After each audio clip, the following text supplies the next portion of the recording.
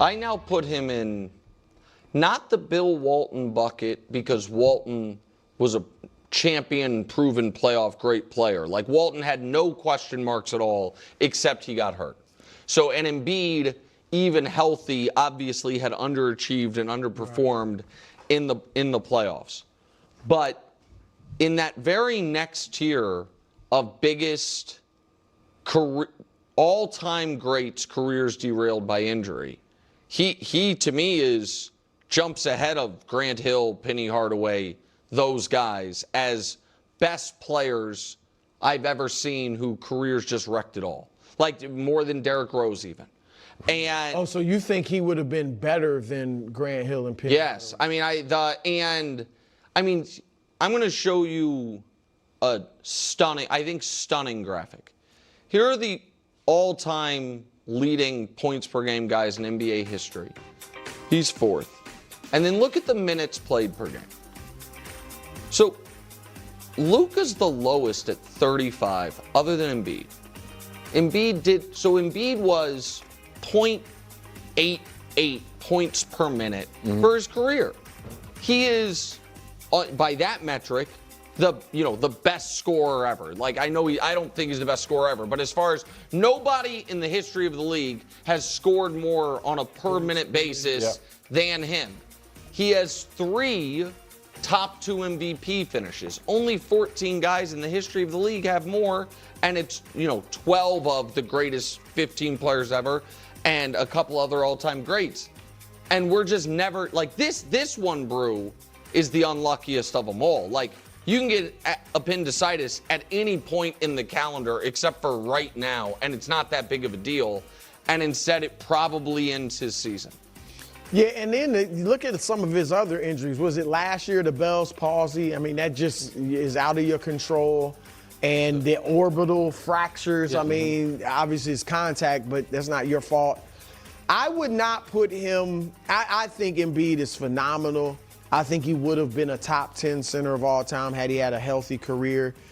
He's one of the greatest scorers that we have seen. I mean, I would always get bothered by him earlier in his career because I thought he should have been on the block more and playing inside more.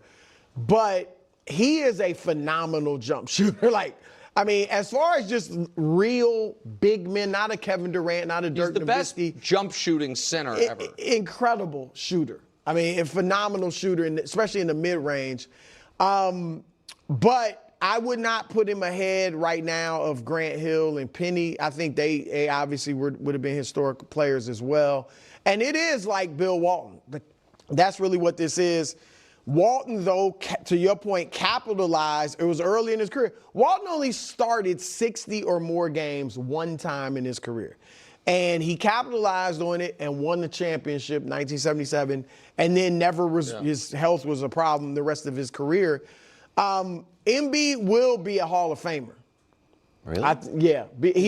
Walton made 2 All-Star teams. Think about it, only 2. Now, you look at some of the older guys that made the Hall of Fame, and they had shorter primes, than even Embiid. Embiid made 7 All-Star games, 5 All-NBA, I believe, 1 in MVP. And the NBA Hall of Fame is a little easier to get into than some of these others. So he's getting in, and rightly so. I'm not shocked at your response because I think a lot of people will be like, really? But when you look at his career compared to some guys that are kind of legends, he had played more than them and had more accolades than them. So I think he'll definitely get an. I mean, he's obviously a Hall of Famer. Joel Embiid is.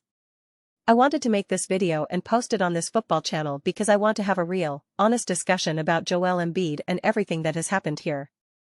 This is so much more of a tragedy than people realize, and yet I still feel like Embiid is treated as kind of a joke in the comment section. So, you guys all know the basketball channel, it's JWL Hoops. That's where all the basketball takes are. That's where all the basketball videos will be. We'll be covering the playoffs, live streaming, all of that. So please definitely check out that channel and subscribe if you can. But I really want to talk about this because this is so devastating and frustrating. Actual NBA players, the LeBrons, the KDs, the Stephs, they all have such an insane level of respect for Embiid. They understand how great he is, and they understand that his injuries are just luck. People say, oh, he's not in shape. He's this or that.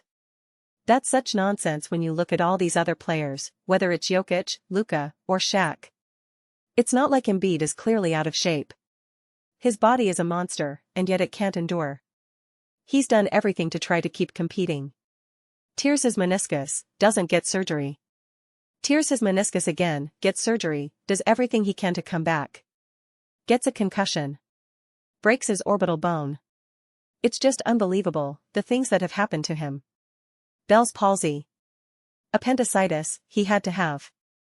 Emergency surgery in Houston. That's how you know it was an emergency, he had to do it right then and there. He couldn't go back to Philly.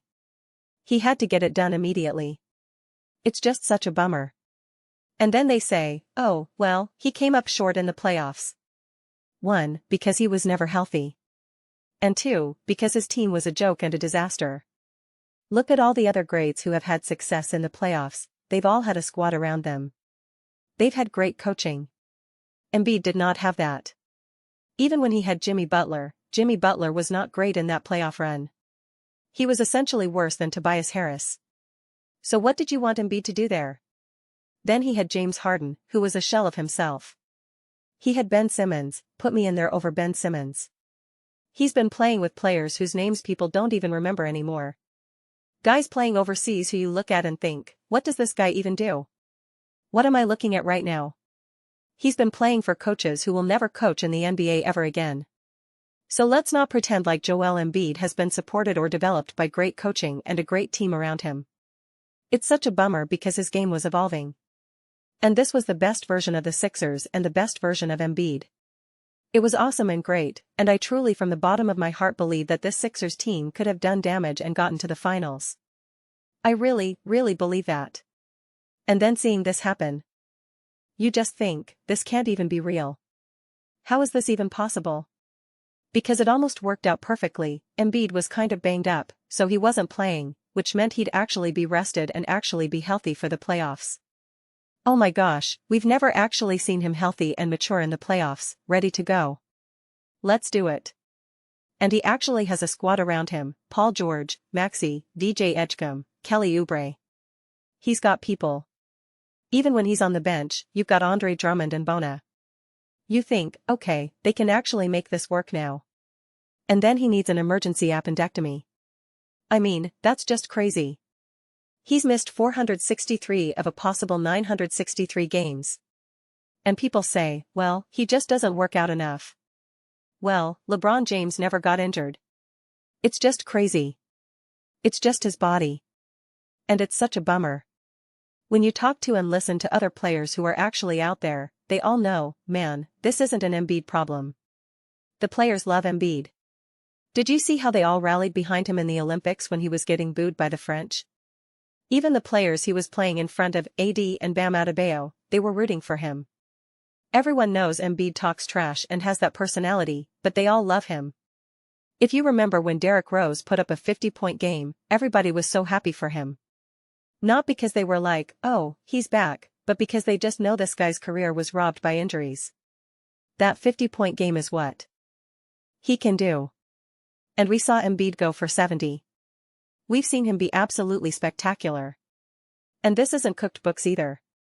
This is with bad coaching, a bad team around him, playing with players who physically don't want to shoot the ball, or when they do, it's ugly, and they seemingly can't score more than 8 points in an important game.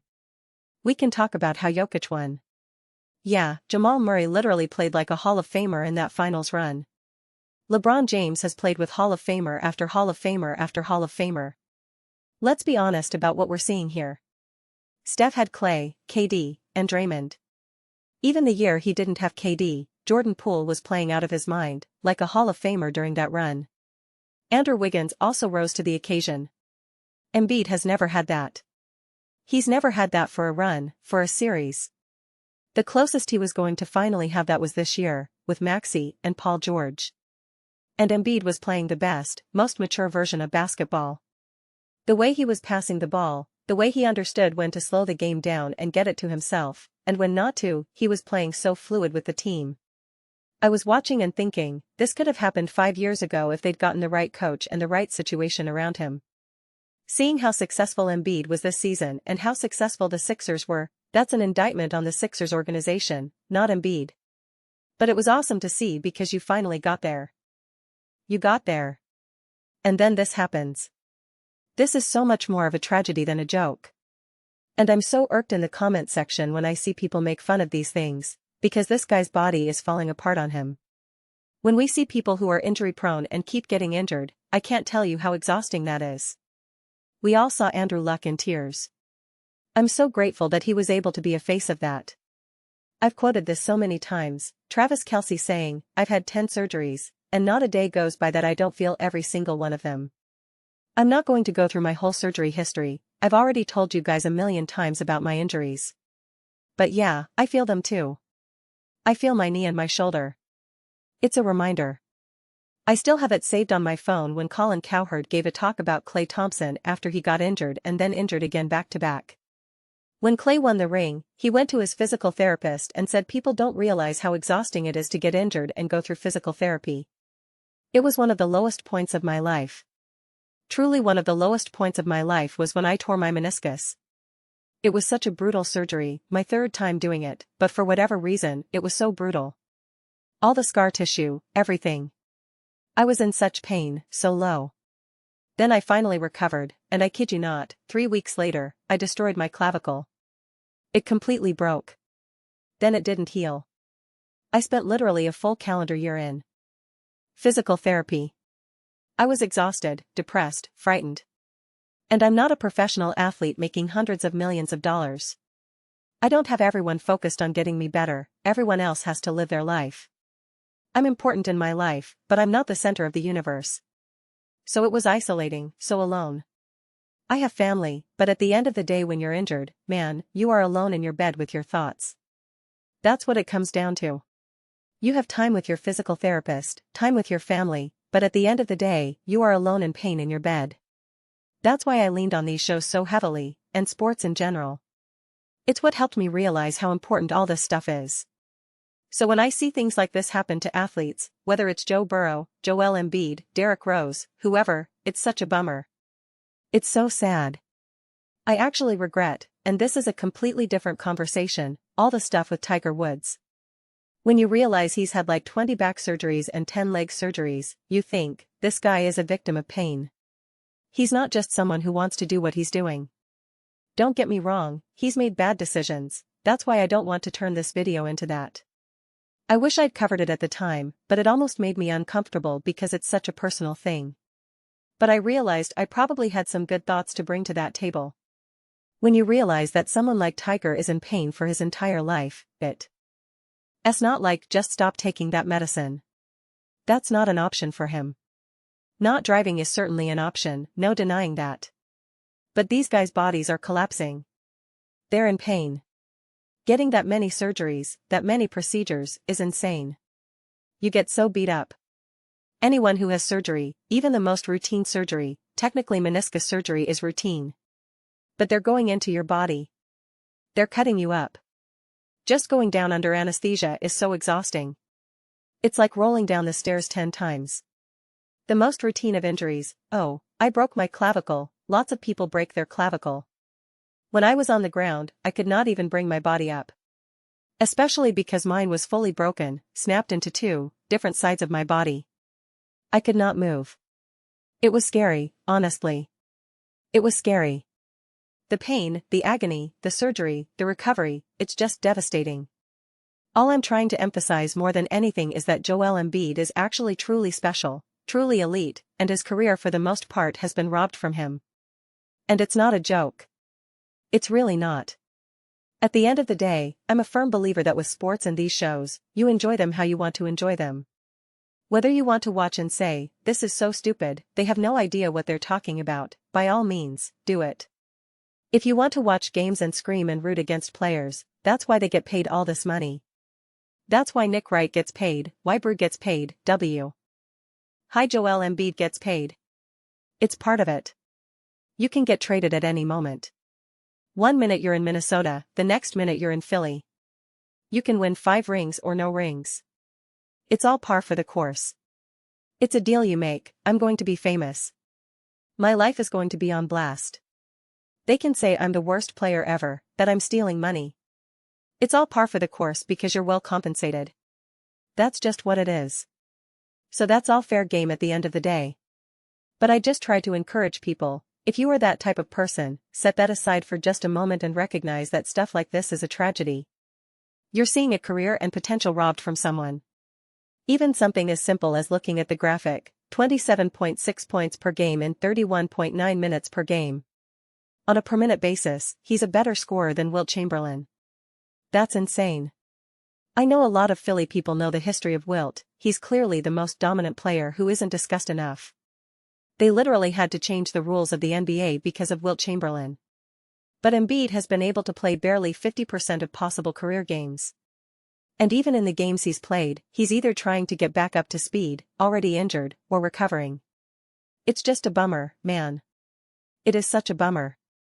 Like Nick said, and I was saying this yesterday, if he'd had this surgery a couple of weeks ago, even a few weeks ago, you'd think, okay, it's obviously not ideal, but he should still be able to. Oh, maybe make the playoffs. Not only did this happen to Joel Embiid, but the timing of it is absolutely insane. If someone told you, I'm going to write a story about a player who keeps getting injured, you'd say, this is so stupid. Oh, and he gets appendicitis a week before the finals? That's so dumb. You're not even being creative. Did some AI write this? And yet this is this man's life. It's just crazy. It's just crazy. Those are just my thoughts. I'd absolutely love to hear yours. What do you guys all think about Joel Embiid and the Philadelphia 76ers? How do you think injuries have impacted his career? Do you think he was robbed by injuries? Or do you think he's to blame for it, which I just think is an insane take, I'll be totally honest with you. Let me know your thoughts. I read every single comment. So whether you agree with me or disagree with me, either way, let's get into some discussions. Let's get into some fights, but ultimately, let's just have some fun. Please do consider subscribing. We're building an amazing community here. I'd absolutely love to see you be part of it. I want to build something that we all generally feel connected to. Something that we're really excited to be part of. I think we're well on our way to doing it. Please don't forget to give this video a thumbs up. It really does help with visibility and the algorithm. Thank you so much. See you next time.